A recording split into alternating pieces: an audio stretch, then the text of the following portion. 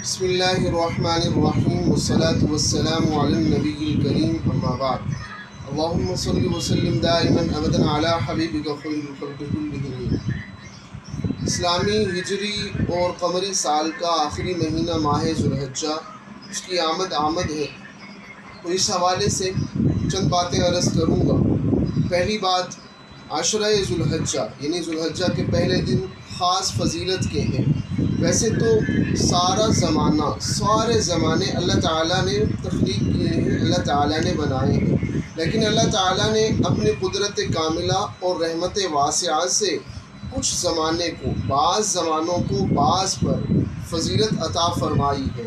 جیسا کہ ماہ رمضان ہے، اسے دوسرے اسلامی مہینوں پر فضیلت عطا فرمائی، ایسے ہی یوم الجمعہ، جمعہ کے دن کو دوسرے دنوں پر فضیلت اور فوقیت عطا فرمائی۔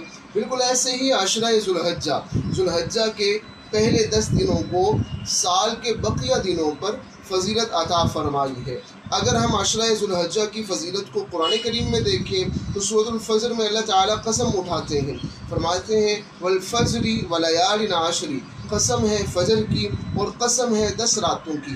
اب تو ولیال عشر 10 راتوں کی قسم اٹھائی ہے اللہ تعالیٰ نے، یہ 10 راتیں کون سی ہیں؟ مفسرین کرام فرماتے ہیں ماہ ذو الحجہ کے پہلے 10 دنوں کی یہ 10 راتیں ہیں جن کی اللہ تعالیٰ نے قسم اٹھائی ہے۔ اور یہ اصول ہے، قانون ہے کہ قسم اس چیز کی اٹھائی جاتی ہے جو اعلیٰ بھی ہوتی ہے، اولا بھی ہوتی ہے، بالا بھی ہوتی ہے اور بالا قدر بھی ہوتی ہے۔ تو اس سے معلوم ہوا کہ عشرہ ذو الحجہ کے پہلے 10 دن وہ خاص فضیلت کے حامل ہیں۔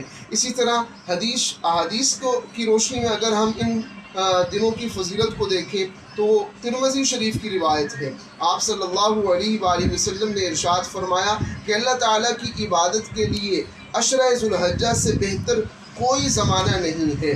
اس زمانے کے دنوں میں روزہ رکھنا سال بھر کے روزوں کے برابر ہے، اور اس 10 دنوں میں رات کو نوافل پڑھنا، عبادت کرنا شب قدر کی عبادت کے برابر ہے۔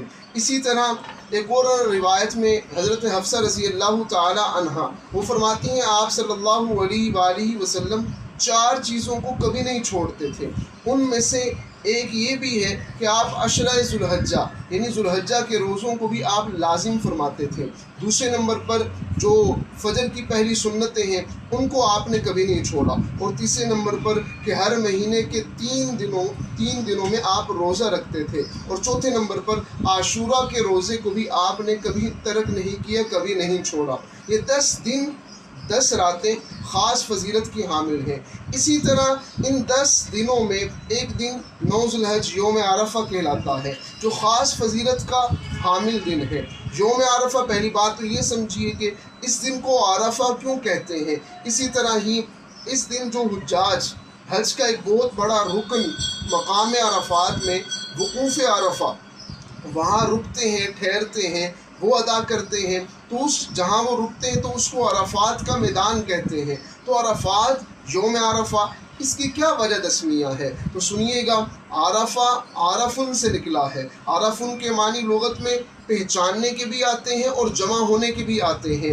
تو اس مناسبت سے اس دن کو عرفہ کیوں کہتے ہیں اور اس مقام کو عرفات کیوں کہتے ہیں؟ تو عرض کرتا ہوں، اللہ تعالیٰ نے حضرت آدم علیہ السلام اور حضرت اماں حوا کو جب جنت سے زمین پر بھیجا تو روئے زمین پر جب وہ آئے تو برسوں، کئی سال تک وہ روتے رہے اور ایک دوسرے کو تلاش کرتے رہے۔ جب وہ ایک دوسرے کو تلاش کرتے کرتے ایک میدان میں پہنچے تو اور ایک دوسرے کو پہچان لیا اور دونوں جمع ہو گئے، تو اس میدان کو عرفات کہتے ہیں۔ اور جس دن انہوں نے ایک دوسرے کو پہچانا تو اس دن کو یوم عرفہ کہتے ہیں۔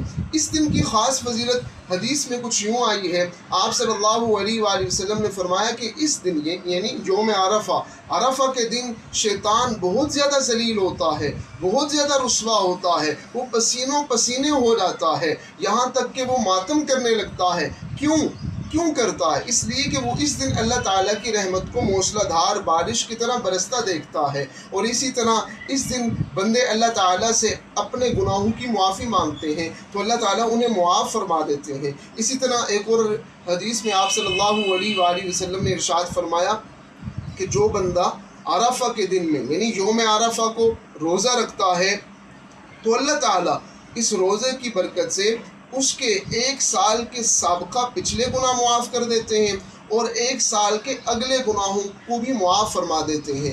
ये बात याद रखिए, उन गुनाहों को मुआफ़ फरमाते हैं जो सगीरा होते हैं, कबीरा गुनाहों को मुआफ़ तब फरमाएंगे जब हम अल्लाह ताला से मुआफ़ी मांगेंगे। बिल्कुल आखिरी बात अर्ज़ करता हूँ कि अरफा अशरा ज़ुल्हज्जा यानी ज़ुल्हज्जा के पहले 10 दिन इनको हमने कैसे गुजारना है, बहुत अहम बात, हम कैसे गुजारें। तो पहली बात तो ये है कि इन 10 दिनों में हम लोग, मैं और आप, हम पुख्ता अहद करेंगे कि हम नमाज पंजगाना का अहतमाम करेंगे, कोई भी नमाज हम क़ज़ा नहीं होने देंगे। अगर हम फ़र्ज़ पढ़ते हैं बकिया दिनों में तो हम सुनन का भी अहतमाम करेंगे, अगर हम सुन्नतें भी पढ़ते हैं तो नवाफिल का भी अहतमाम करेंगे। दूसरी बात, हम गुनाहों से अपने आप को बचाएंगे, गुनाहों से बचने की कोशिश करेंगे। कबाइर, बड़े गुनाह तो दूर की बात, सगाइर, छोटे गुनाहों से भी अपने आप को बचाएंगे। और तीसरी बात ये कि हम तकबीरात, अल्लाह ताला की किबरियाई, और दूसरे नंबर पर तस्बीह यानी सुबहानल्लाह, तीसरे नंबर पर तहमीद अल्हम्दुलिल्लाह, और चौथे नंबर पर तहलील ला इलाहा इल्लल्लाह, और पाँचवें नंबर पर अस्तग़फ़ार अस्तग़फ़िरुल्लाहल्लज़ी ला इलाहा इल्ला हुवल हय्युल क़य्यूम व अतूबु इलैह। इन तमाम अज़कार का हम एहतमाम करेंगे। दुआ है जो कुछ कहा गया सुना गया, अल्लाह ताला हम सबको अमल करने की तौफ़ीक़ अता